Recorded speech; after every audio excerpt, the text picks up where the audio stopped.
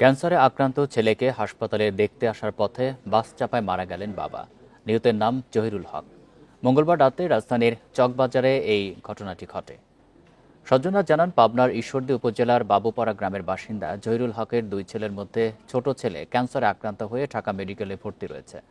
Bundle থাকলে প্রতি সেনমানিতে টাকা বাঁচবে। বিকাশ সেনমানি বান্ডেল কিনে জিতুন প্রতি লেনদেনে। গতরাতে ছেলেকে দেখতে মেডিকেলের দিকে যাচ্ছিলেন তিনি। এ সময় বুয়েটের সামনে বকশীবাজার মোড়ে রাস্তা পারাপারের সময় দুই বাসের মাঝে চাপা পড়ে গুরুতর আহত হন। পরে তাকে ঢাকা মেডিকেল কলেজ হাসপাতালে নিয়ে গেলে জরুরি বিভাগের দায়িত্বরত চিকিৎসক জহিরুল হককে মৃত ঘোষণা করেন। হাসপাতালে পুলিশ ক্যাম্পের ইনচার্জ মোহাম্মদ ফারুক জানান, নিহতের মরদেহ ঢাকা মেডিকেল কলেজ হাসপাতালের মর্গে রাখা হয়েছে। বিষয়টি সংশ্লিষ্ট থানাকে জানানো হয়েছে। বকশীবাজার মোড়ে রাস্তাটা ক্রস করতেছিল, তো ক্রস করার মুহূর্তে মৌমিতা পরিবহনের দুটি গাড়ির মধ্যবর্তী স্থানে গুরুতর আহত হয়। আহত হওয়ার পর তাকে ঢাকা মেডিকেল কলেজ হাসপাতালে আনা হয় চিকিৎসার জন্য, এবং সেখানে কর্তব্যরত চিকিৎসক তাকে মৃত ঘোষণা করেন।